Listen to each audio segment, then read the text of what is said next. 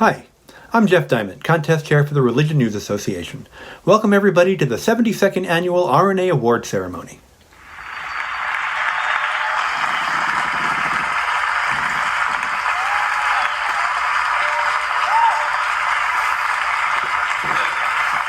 Please hold your applause because we have a lot of winners to get through tonight.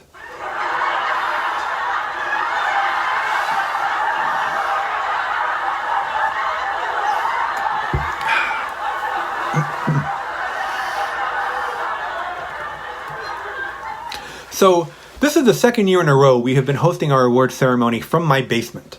But I have good news. We plan to meet live and in person very soon, just 5.5 short months from now, from March 24th to March 26th, 2022. March 24th to March 26th. It will be in Bethesda, Maryland, right outside Washington, D.C. There are more details at rna.org. So I'm very honored to be able to give out these awards tonight to honor the best religion journalism from the year 2020. Through all the craziness the world tossed our way that year, there was an awful lot of great journalism, and religion journalists did their fair share of it.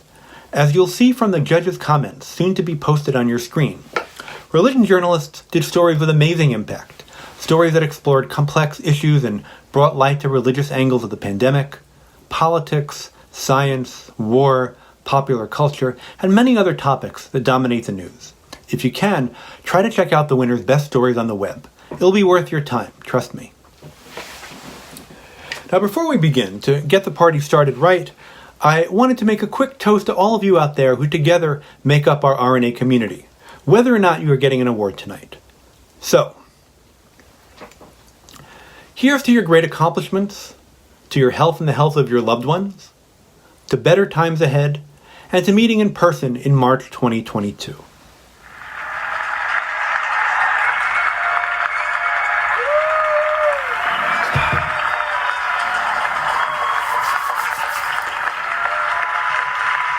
Seriously though, about that meeting in March 2022, please put it on your calendars. Really, take 30 seconds right now and just do it.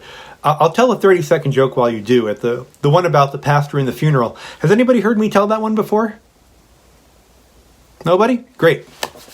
So, a man dies, and before the funeral, one of his colleagues approaches the pastor and says, "Excuse me, pastor, I worked with the deceased for 20 years. Would it be okay if I speak at the service?" The pastor says yes, and during the service, the colleague is called to the lectern. The colleague stares out from the lectern at the people in the pews, raises her index finger, and utters one word: plethora. And with that, the colleague immediately returns to her seat. 15 minutes later, at the end of the service, the pastor comes up to the colleague and says, "I want you to know, what you said up there really means a lot."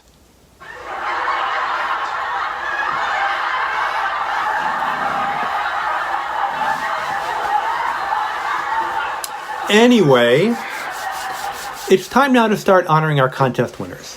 I will briefly tell you about the work of our winners, and we will post excerpts of judges' comments on the screen for each of them. We are fortunate that many of the winners here have submitted video acceptance speeches, which we'll have the pleasure of hearing after their names and comments are displayed. Now, before we get to the contest for journalism produced in 2020, we first have a very special award to give out, the Lifetime Achievement Award. I have the pleasure tonight to introduce this year's recipient. If you had the good fortune to read her work from 1995 through 2018, or even better, if you got to know her personally at RNA conferences, then you know firsthand that Lori Goodstein is a remarkable journalist in every way, and also a very special human being. Her time on the religion beat dates to the mid-1990s, when for the Washington Post, she authored investigative pieces on the Church of Scientology and how it maneuvered against the Cult Awareness Network, and on a Navajo pueblo in New Mexico, where children were being sexually abused by Catholic priests at a local retreat center. She was hired by the New York Times in 1997 and covered religion for them through 2018.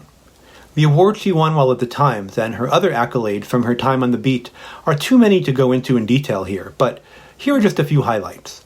A story about a priest who sexually abused as many as 200 boys at a school for the deaf in Wisconsin, which became the basis for the HBO documentary Mea Maxima Culpa, Silence in the House of God.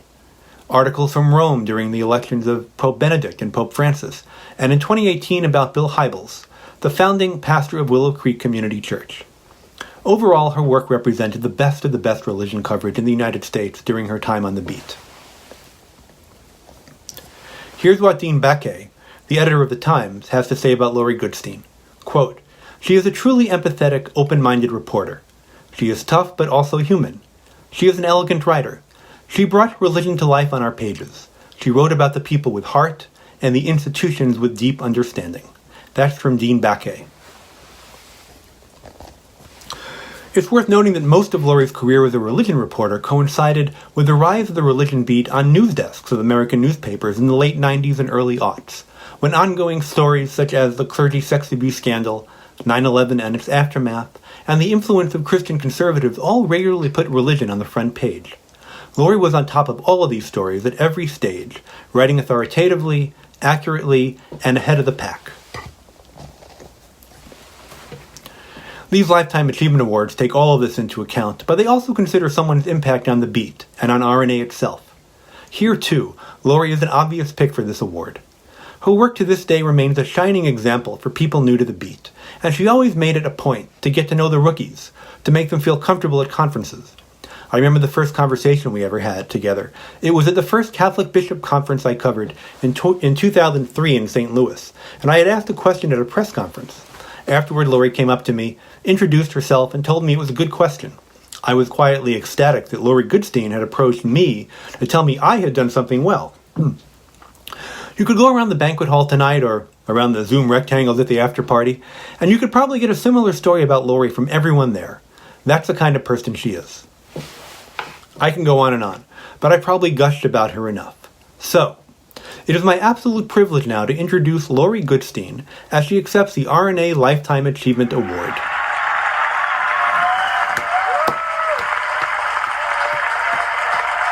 Thank you, Jeff.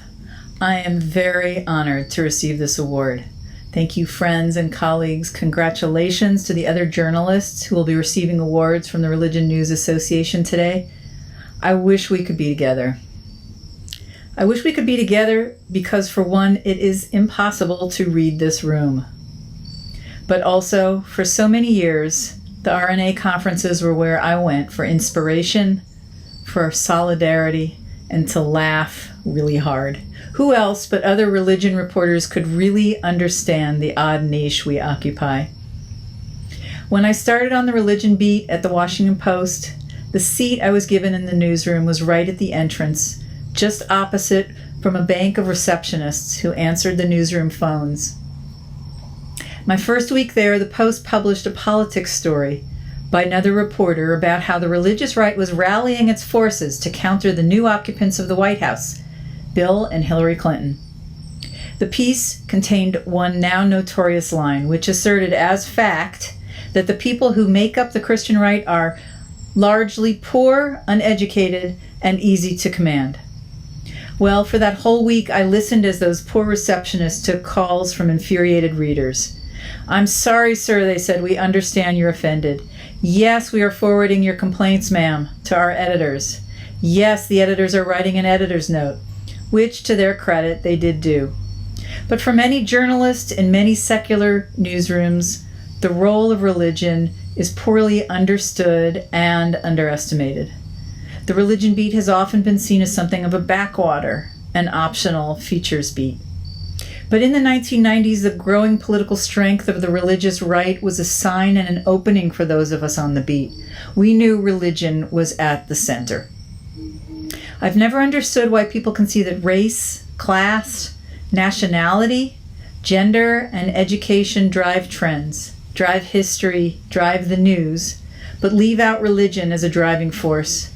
Belief is often what makes people tick, sometimes even more than economics or politics or geography. What you report on and write about is central to how our country and the world are being shaped. In 2003, I took a commuter plane to New Hampshire to watch a local election. The Episcopalians of New Hampshire were voting for their next bishop. I'd gotten a tip that the favorite candidate was Gene Robinson, an openly gay priest who had worked there for years and was much beloved. A world-shaking event was about to happen, and yet the plane was nearly empty, except for one other reporter from a British paper.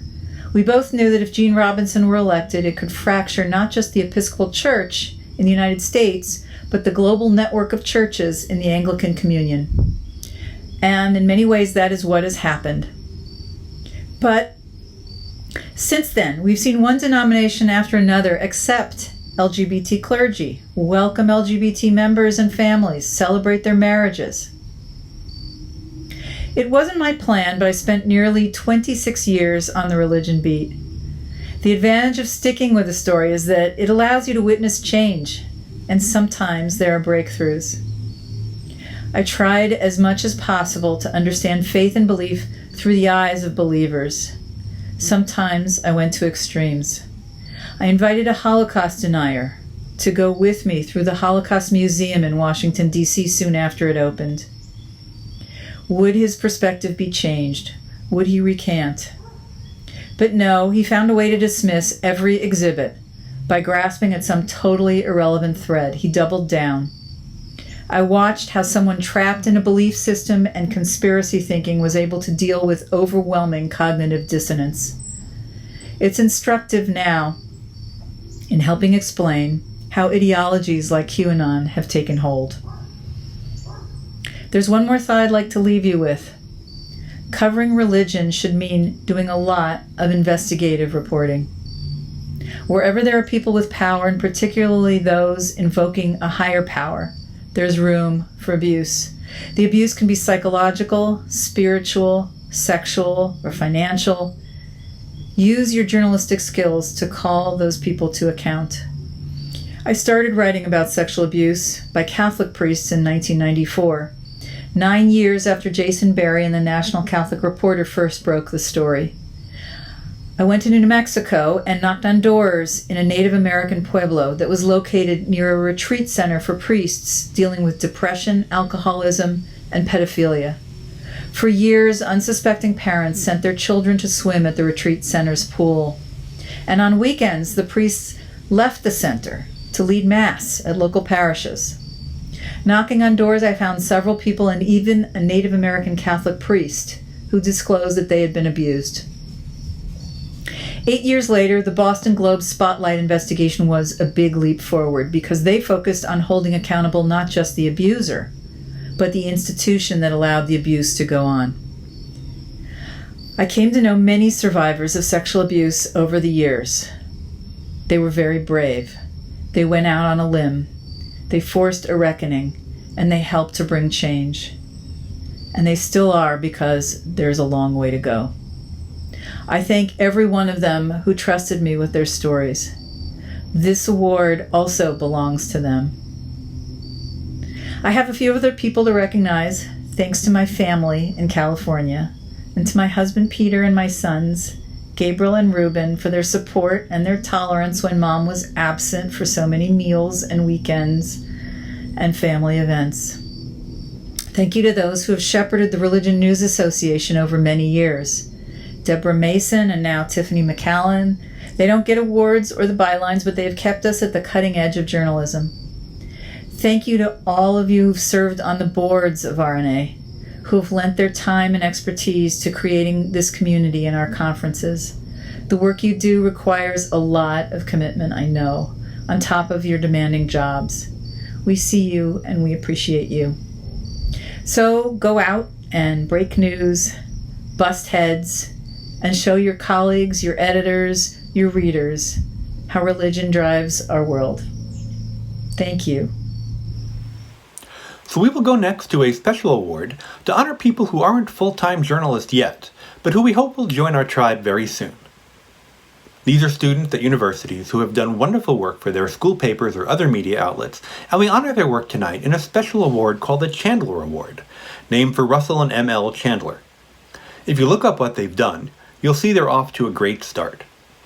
So third place goes to Nicole Chabili of the University of Virginia, who was praised by the judges for opinion pieces that tackled thorny issues involving church and state separation and student groups that exclude students who are gay. The judges said, quote, "The writer did a good job of stating her positions and backing them up with legal and moral arguments. Second place goes to Madison Muller of Northwestern University for stories on the question of whether churches can earn the trust of young black activists and on how liberal churches in the Washington, D.C. area prepared for the January 6th storming of the Capitol building. The judges said these were strong and well written. First place goes to Zachary Lee of Cornell University for his Q&A with a student author of the book titled My Tech-Wise Life, Growing Up and Making Choices in a World of Devices, and also for his piece wondering on whether acting on our desires is intrinsic to our humanity. Hello, everyone. I'm incredibly grateful to receive the 2021 Chandler Student Reporting Award. Praise and glory be to God. My pieces wouldn't have been in the state that they were in without the help of two wonderful and loving communities. To my Cornell Daily Sun family, to Emma and to Isabel, thank you for your edits on the piece. And to Amy Crouch, thank you for letting me interview you about her book, My Tech-Wise Life. And to my Cornell Claritas family, thank you to Paula and to Carly for challenging me to mine more fully the spiritual implications of my piece. And Abraham Kuyper, he has this quote, "There is not a square inch in the whole domain of our human existence over which Christ does not cry, mine." And my hope is that with these pieces, whether we're talking about technology or addiction, that they really show that the historic Christian faith has something to say. Thank you to RNA. Congratulations to the other finalists. Our next prizes are for best books about religion. The third place award goes to Robert P. Jones for White Too Long, The Legacy of White Supremacy in American Christianity, which argues that the theological core of Christianity in the United States has been thoroughly structured by an interest in protecting white supremacy. The second place winner is Krithika Varriger for The Call, Inside the Global Saudi Religious Project. In the judge's words, this book, quote, uncovers the intricate and often secretive flow of funds from Saudi Arabia to fundamentalist Islamic enclaves from Nigeria to Malaysia, from Kosovo to Pakistan. The first place winner is Catherine Stewart for The Power Worshippers, Inside the Dangerous Rise of Religious Nationalism. In the judge's words, most reporters spend a week or even a day on a single story. Our first place winner spent 10 years, and it shows. This book is an absolute must-read for anyone who reports on religion and American politics. The judges said this book was deeply reported, earnestly felt, and written with grace and guts. I'd like to thank the Religion News Association for this extraordinary honor. There were so many incredible books in the field this year. I know it can't have been an easy decision. I'm really humbled to be in such distinguished company.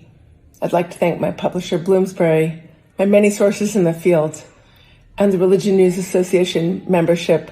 So many of you have taught me so much. Thank you. Our next prize is for reporting at magazines and non-daily newspapers. Our third place winner is Bobby Ross Jr. of the Christian Chronicle for stories focused on faith-based disaster relief following deadly tornadoes in Tennessee, on the response by the Church of Christ to the killing of George Floyd, and on a Christian couple who not only forgive their daughter's killers, but also help in their rehabilitation. The judges praised Ross for writing with both authority and compassion. Hey, RNA friends. Just wanted to take a second and thank you for the award in the contest. It's such an honor, and I'm real excited about it. Look forward to seeing everybody again in person soon. Thank you so much. Second place goes to John Beck of Moment magazine for pieces on the plight of Iraq's Yazidi people, for which he embedded himself with exiled members of this religious community as it tries to recover from the harrowing 2014 massacre of thousands of Yazidi at the hands of ISIS fighters.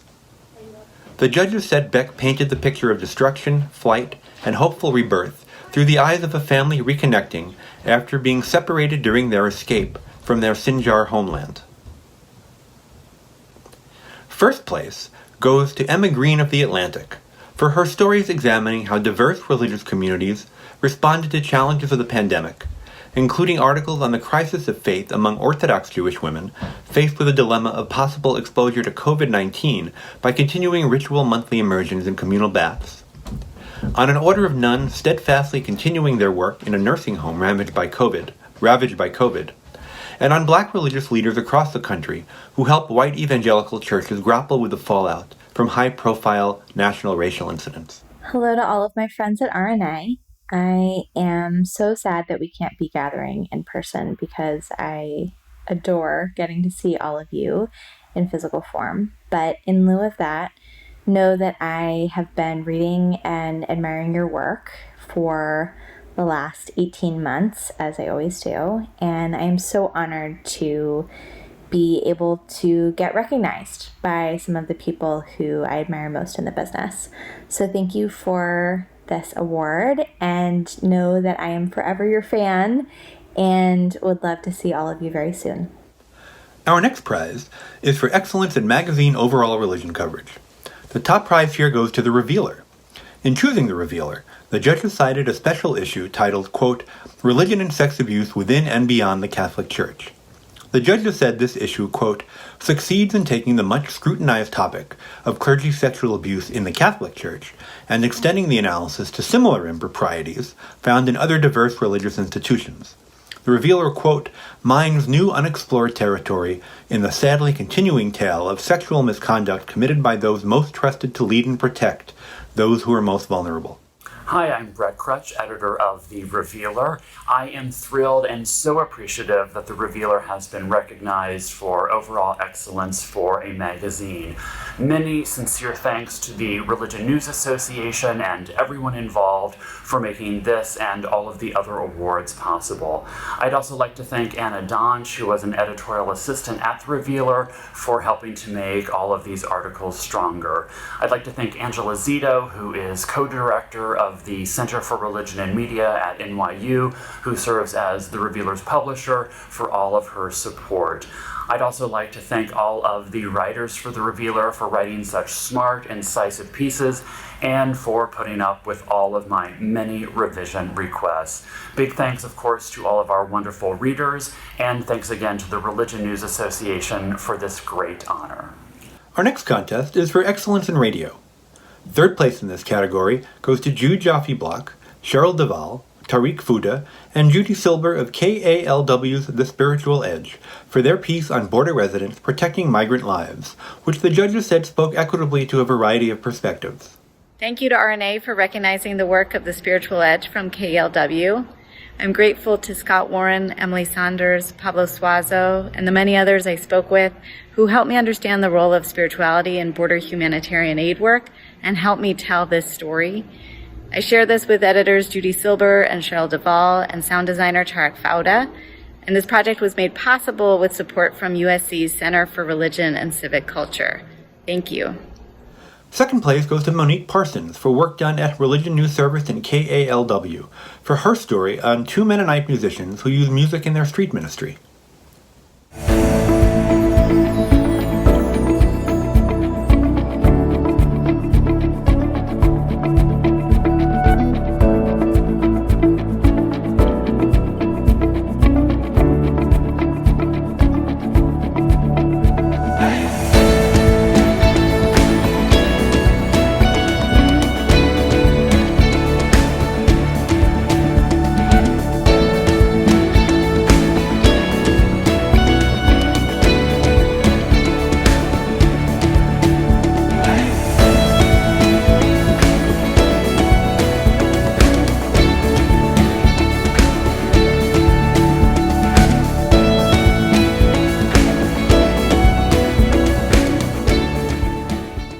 First place goes to Daisha Eaton, Cheryl Duvall, Tariq Fuda, and Judy Silber of KALW's The Spiritual Edge for their piece on Alaska Natives trying to protect what they consider sacred land from the federal government's attempts to develop it for oil and gas exploration. Thank you for this award, RNA. I'm truly honored. KALW's The Spiritual Edge podcast editor, Cheryl Duvall, audio engineer, Tarek Fauda, and executive producer Judy Silber were invaluable in bringing this story to the airwaves and to making it sing. I could not have produced this reporting without the generous support of the Alaska Humanities Forum and USC Center for Religion and Civic Culture. Thank you to Gwich'in elder Sarah James for sharing her life story with me and for helping me understand why she and her people continue their fight to protect the coastal plain of the Arctic National Wildlife Refuge. Itsik, Gwatsan, Gwandai, Gothlit, the sacred place where life begins. As they say up north, Masi, Cho, Kai. Thank you. Our next contest is for excellence in podcasting. Our second place winners here are Morgan Lee and Ted Olson for their podcast Quick to Listen by Christianity Today, which the judges said included, quote, an engaging discussion on the death penalty that shared various perspectives that need to be constantly addressed and explored. First place goes to Peter Clowney, John Delore, Abigail Keel, Ash Sanders, Sarah Venter, and Amy Westervelt for the series Unfinished, Short Creek, which focused on a community of current and former fundamentalist polygamous Mormons on the Utah-Arizona border. The judges said their episode on child marriages in particular was very well narrated and invited the listener on a captivating audio journey. I'm accepting this award on behalf of my team, my co-host Ash Sanders, as well as Amy Westervelt, John Delore, Peter Clowney, Chris Bannon, and Abigail Keel. And we are so excited to be honored amongst such extraordinary journalists. We are also extremely grateful to the people of Short Creek who shared so much of themselves with us. We were welcomed into their lives and families, their homes and workplaces, their communities, and their houses of worship. They were honest and vulnerable, and they allowed us to do the same. So thank you, RNA, and thank you, Short Creek. Our next prizes are for excellence in documentary. Our first place winners in this contest are Brad Pomerantz, John McCandless, Danny O'Brien, and Kevin Wegner of Jewish Life Television for their documentary series entitled Air, Land, and Sea, which examines historical and contemporary Jewish communities around the world. The judges cited an episode on Jews in Portugal who had to hide their religion during the Spanish Inquisition. The judges said this story was, quote, extremely informative and that its story was well told. Hi, I'm Brett Pomerantz. I'm the host and series producer of Air, Land, and Sea right here on Jewish Life Television. And we at GLTV are so honored, and we thank the Religion News Association for naming our documentary on Sephardic Portugal first place in the broadcast religion documentary category. We were honored and blessed to travel to Portugal to tell the story of the Jewish people, both historically and modern day. As you may know, in the 1400s, 80% of the Jewish world lived on the Iberian Peninsula. And today, over 500 years later, Portugal is welcoming back the Jewish people and people of all faiths to learn about the history of the Sephardic Jewish people and the Jewish people today. And on behalf of John McCandless, our director, Danny O'Brien, our editor, Kevin Wegner, our cameraman, and we thank Visit Portugal and Selena Tavares, of course. We are so honored, and we thank you so very much, the Religion News Association, for this great accolade. Thank you. The next contest is for excellence in reporting by a TV news magazine. Our first place prize goes to a team of journalists from Al Jazeera English: Lila Arian, Josh Rushing, Anna Therese Day, Warwick Mead, Eric Young, Joe Van Eekhout, Paige Rushing, Victor Suarez, Omar Mullock, and Daria Marchenkova for their examination of violent attacks against Jewish Americans in the United States and the anti-Semitic conspiracy theories behind them. The judges said, quote, this was an important story that more people should see. Well shot and edited. Thank you to the RNA on behalf of the entire team behind this, especially Josh Rushing, Warwick Mead, Daria Marchenkova, Eric Lung, Joe Van Eckhout, Paige Rushing, and Faultline's executive producer, Layla Alarian, who commissioned coverage across multiple episodes as this story evolved and our reporting developed. This month marks 3 years since the mass shooting at Pittsburgh's Tree of Life Synagogue, which was the deadliest anti-Semitic attack in U.S. history. Since our piece aired, we've seen a further proliferation of the dangerous anti-Semitic conspiracy theories that inspired that tragedy and other violent attacks against Jewish Americans. We want to dedicate this award to the Jewish community of Pittsburgh, specifically the targeted congregations, Dor Hadash, New Light, and Tree of Life. Each has since led in the fight against the anti-Semitism and hate narratives that continue to endanger marginalized communities across the U.S. We hope our piece contributes to that mission and honors the 11 Jewish worshipers who lost their lives while they were praying on that tragic day. Thank you very much. Our next contest is for excellence by a television national network or cable newscast. Our winner here is a team of journalists from CBS Sunday Morning: Lee Cowan, Dustin Stevens, Carol A. Ross, and Rand Morrison for their story that explored the positive impacts of a community program in Shreveport, Louisiana, called Community Renewal International, which developed in the aftermath of a police shooting in 1988. The judges praised the writing throughout and said, quote, good work all around. What a wonderful surprise. I want to thank the Religion News Association not only for recognizing us, but through this award, also for honoring all the good folks at Shreveport's Community Renewal International. Doing stories about faith in action is sometimes difficult. After all, everyone's walk is a little bit different. But what Mac McCarter and his organization have done was just so simple, so relevant, and the impact was so clearly visible. We're grateful for the opportunity to talk with all of those involved and to also have the opportunity to spread their news. On behalf of everyone at Sunday Morning, thank you so very much. Our next contest is for excellence in religion reporting at online-only news outlets. Our third place winners here are Paul Glader and Michael Ray Smith of Religion Unplugged for their piece on the fast growth of armed volunteer security teams in churches, the men who were drawn to them as ministry, and theological justification for being prepared to shoot to kill in church. Hi, Paul Glader here with Religion Unplugged, and I am pleased to accept this award from RNA for our story about God and guns. And my colleague Michael Ray Smith and I got interested in this after a shooting in 2019 at a church in Texas. And as we were our team was covering that, we heard from readers that life safety teams were a much bigger deal at churches all around America. And so our interest was to report on the ground and on the gun range about what it looks like and why people are doing this. And I'm pleased that we didn't take a side, but really just explored thoroughly the trend. And it lined up with, I think, trends in the last couple of years in the United States with more gun sales all around. So we had Micah Danny, our filmmaker on our team, come with and make a really cool documentary film. We took lots of photos and videos that I think helped illustrate and show what was going on. And most importantly, nobody was injured in the making of this story. So thanks again, RNA. Have a great conference. Second place goes to Ari Feldman of The Forward, who was praised by judges for, quote, fearless accountability reporting, and for finding evidence that at the height of the pandemic, leaders in some Orthodox Jewish communities in New York tried to manipulate the coronavirus testing process to show a decline in their community's high positivity rate in order to get the governor to relax restrictions. First place goes to Dan Stockman of Global Sisters Report for a multi-part project examining how Catholic women's religious communities have actually proliferated and diversified in surprising ways.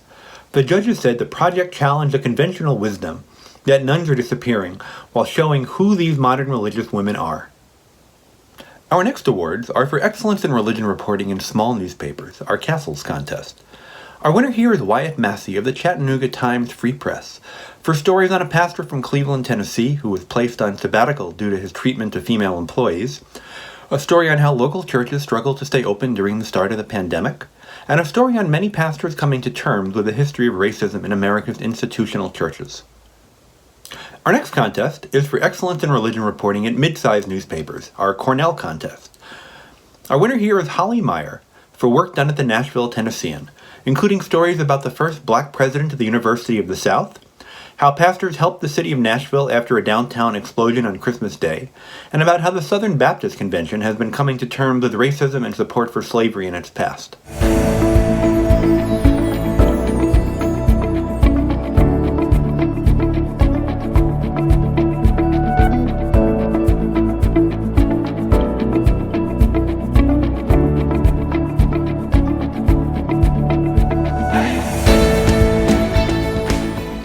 Our next contest is for excellence in religion reporting at large newspapers and wire services.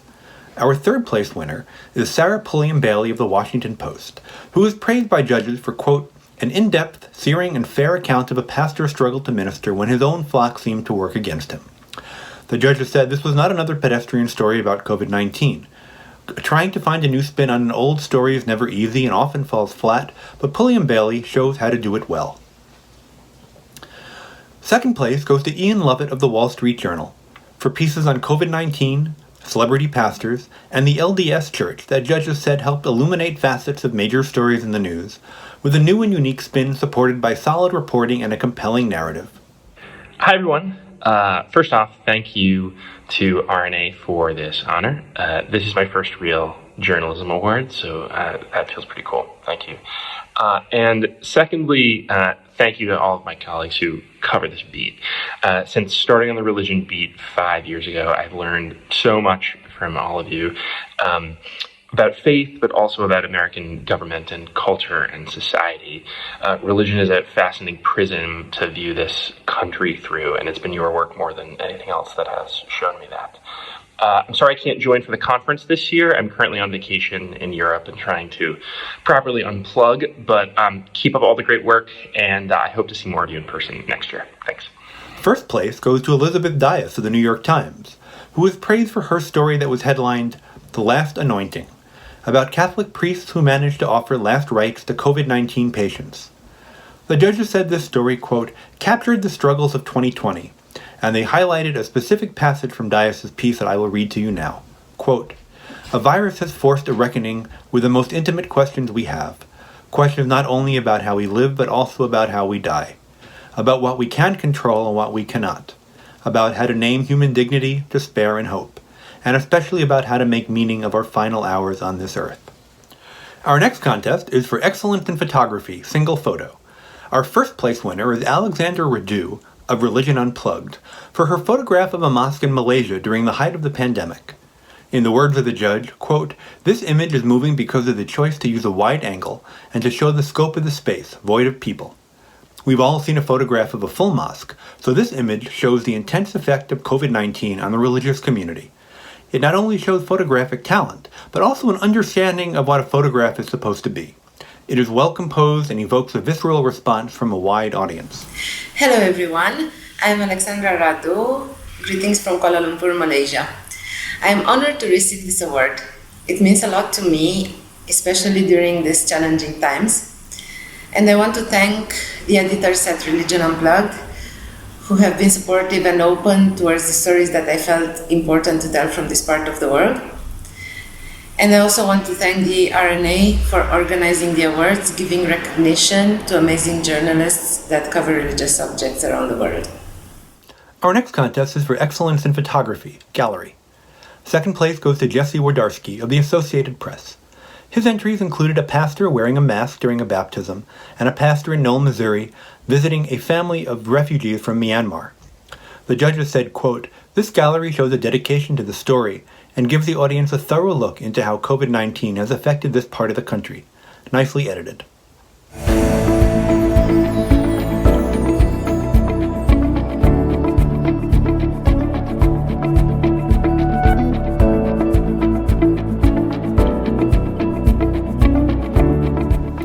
First place goes to the Associated Press photo staff for photos including one of protesters moving along a highway in Minneapolis following the death of George Floyd, a picture of the casket of George Floyd being placed in the chapel during his funeral service, and a picture of President Donald Trump holding a Bible as he visits outside St. John's Church near the White House. The judges said, quote, "This gallery tells a powerful story through visual variety. The photographers demonstrate technical talent as well as an ability to capture the pivotal moment in a tense situation. The edit of these images is very thoughtful and gives the audience an overall perspective of the story." Our next prize is for short video. First place goes to Hannah Gaber of USA Today for her video about a church in Pennsylvania grappling with the realization that its leaders had hired a pastor who the leaders knew had previously been convicted and jailed for molesting an underage relative. The video interviewed members of the church and, in the judge's words, was very compelling and beautifully shot.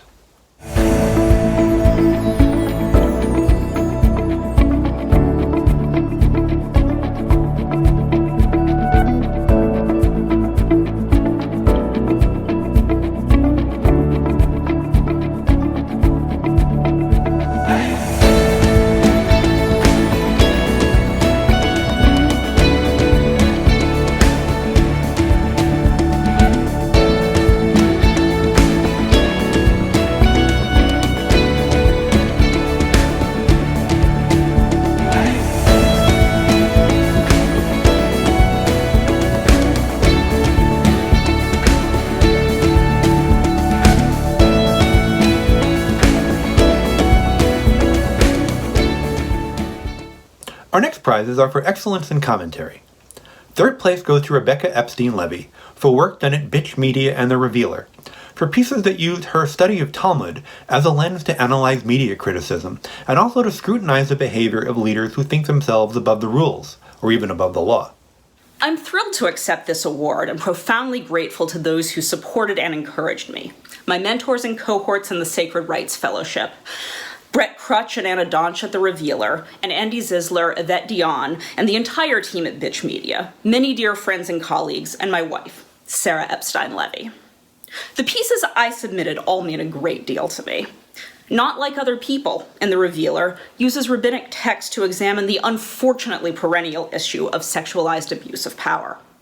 Pausing the Panic button in Bitch treats interpretive care as a moral obligation in light of racialized and sexualized moral panics. To Fandom with Love, also in Bitch, is a love letter to the dear friends I made in fan fiction and a meditation on what that can teach us about the moral value of relationship and imagination at a distance. Thank you. I'm truly honored. Second place goes to Tia Pratt for work done at Commonweal, National Catholic Reporter, and The Revealer. Her entries included a story about how the Catholic Church's responses to the clergy sex abuse scandal marginalized black Catholics, her analysis of the Netflix series Lucifer, and her commentary on the naming of a building at Loyola University, Maryland, for Sister Thea Bowman, after the name of Flannery O'Connor was removed due to discoveries of racism in her personal correspondence. Hello. Thank you to RNA for this award. I'd also like to thank my family, the Collegeville Institute, Sacred Rights, and my colleagues at Villanova University for their support. I'd also like to thank my editors, Brett Crutch at The Revealer, Olga Segura at National Catholic Reporter, and Dominic Preziosi at Commonweal for their support. Public scholarship is a way for academics to connect their work to a broader audience and to provide important context for what we see in the world. And I'm grateful to be a part of this important work. Thank you. First place goes to Kaya Oakes for work done at The Revealer, America Magazine, and the Religion News Service, including a discourse on how survivors of abuse might process requests for forgiveness by abusers or by enablers of abuse, on her use of the book Revelations of Divine Love, which was written around 650 years ago, to ruminate on mysticism and contemplation during the pandemic, and also for a Mother's Day look at various forms of adulation for the Virgin Mary. Hi everyone, this is Kaya Oakes, and this might be the only time in my life I ever get to make an acceptance speech for a writing award. So yes, I'm making this video. I want to thank Brett Crutch from The Revealer, Carrie Weber and J.D. Law and Garcia from America, and Roxy Stone for RNS for accepting my pitches and helping me develop these pieces. I love editors. I'm so appreciative of all of you for choosing me to win this award, which I didn't think was ever going to happen, and I'm super excited about that. And also I have a book coming out in November called The Defiant Middle, and I hope that you all buy it and read it. Being a religion writer has been one of the best adventures of my life, and I look forward to what's coming next. And I also am always in need of assignments, so if there are any editors watching this, hit me up. All right, thank you. Our next prizes are for news analysis. Third place goes to Sarah Wu of Religion and Politics for stories on the religious beliefs of the youngest woman in Congress, Alexandria Ocasio-Cortez, on new liturgies being developed to memorialize coronavirus victims, and for a look at intersections between socialism and religion. Second place goes to Barbara Sostaita for work done at Bitch Magazine, for pieces on the movement to defund the police and on the detritus left by refugees at the Mexican border.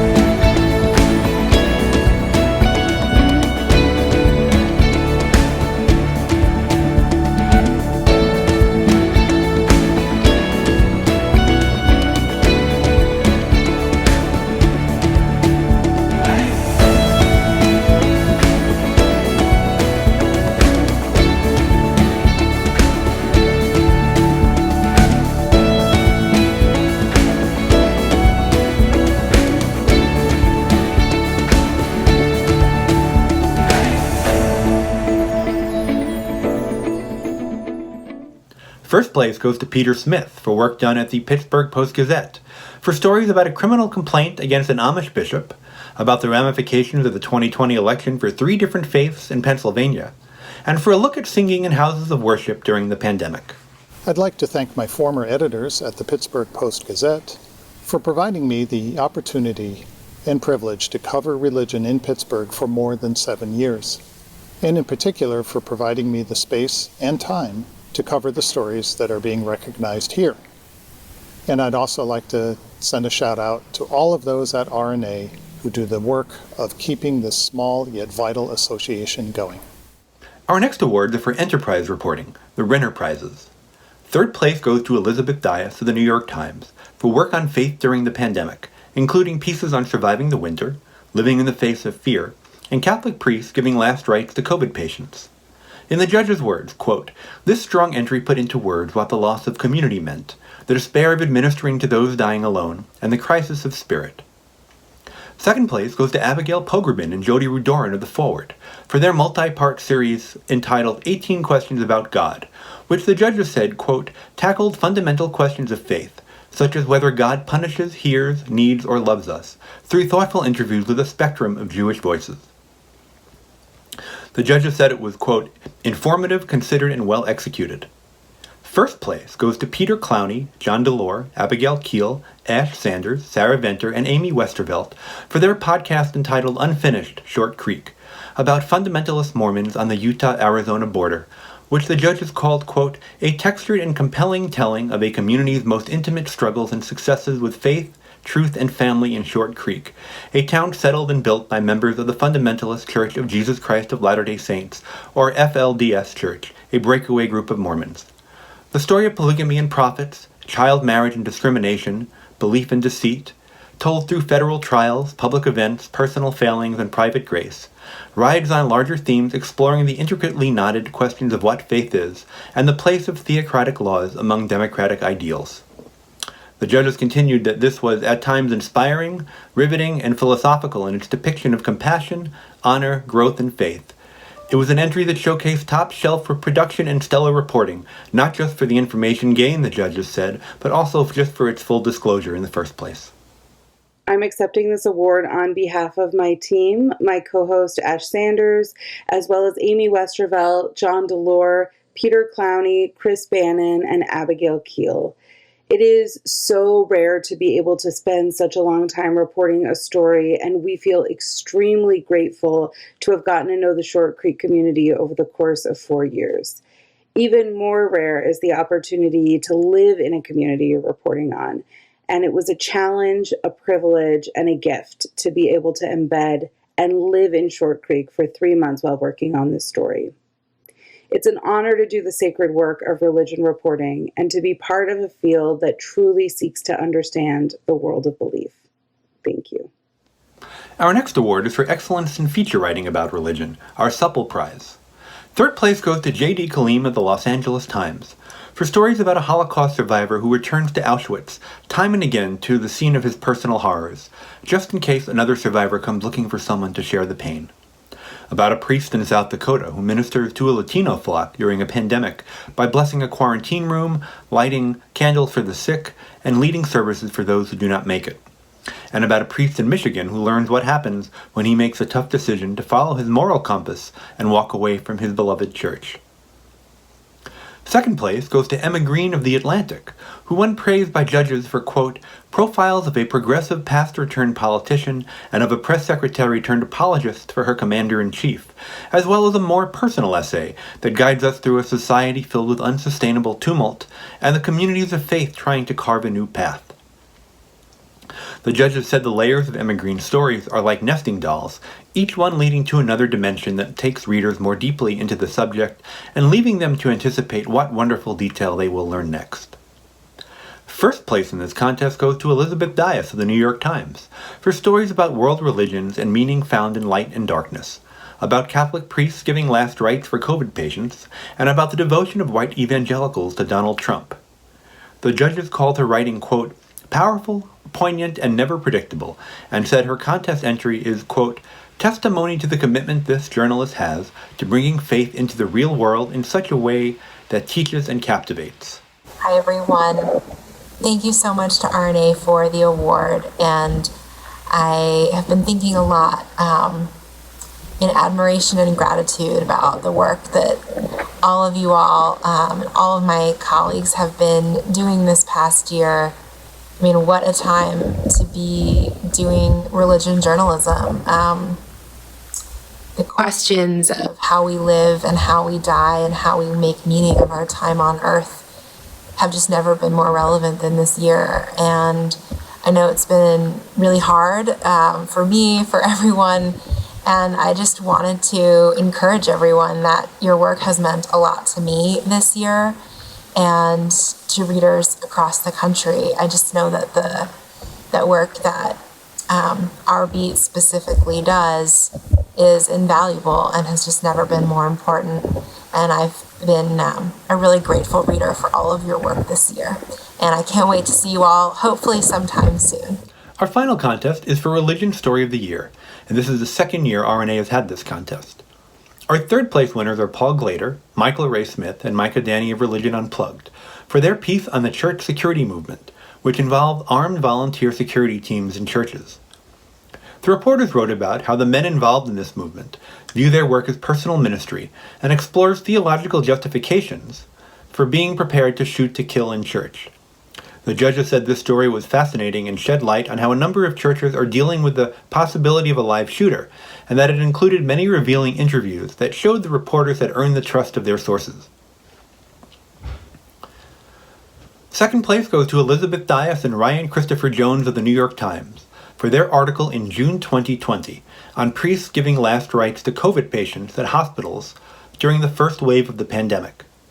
The judges called this piece, which was published just 3 months into the pandemic, quote, elegant in its simplicity and superb in its execution, with one exquisitely crafted paragraph after another, that quickly brought home what is essential and historic about what humanity is going through.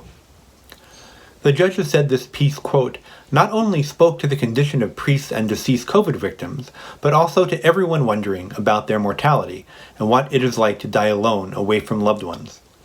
In these and other ways, it was extremely timely, as the best reporting should be. I will note that this piece won 4 awards tonight, and when I read it upon publication 16 months ago, I did have a feeling I'd be talking about it here tonight. Our first place award for Religion Story of the Year goes to Britta Lochting and Sam Adler-Bell of Jewish Currents for their piece entitled Welcome to Lambville, which does a very deep dive into an election fraud scandal in the small town of Bloomingburg, New York, in Sullivan County, where a Hasidic developer engineered an elaborate scheme to tilt an election by registering 150 yeshiva students who didn't actually live in the town so that they could vote in local elections to help a high-density development for Hasidic Jews overcome restrictive zoning laws. The judges said the story read like a religious political thriller, capturing details such as leases that were supposed to be proof that the yeshiva students were actually living in the town, even as these living spaces were actually unoccupied, and that county commissioners became suspicious after receiving 150 new voter registrations for a town that only had 24 people vote in the previous local election. An amazing tale, extremely well told. Hi everyone, I'm Britta Lochting and I co-reported Welcome to Lambville for Jewish Currents magazine with Sam Adler-Bell. And we're so excited to win this award. Thank you to the Religion News Association. Sam and I especially want to thank our editors on the story, Ariel Angel and Ari Brostoff. And we also want to thank our sources. This was a difficult piece to report, and we wouldn't have been able to do without them. So thank you so much. Congratulations again to all of our winners.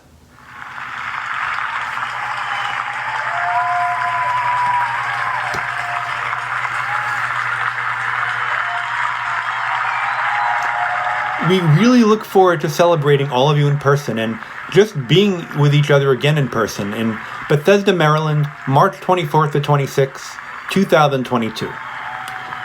A reminder that for RNA members and everyone who entered a contest that there is a Zoom social hour coming up that you receive an invitation for by email. Hope to see you there.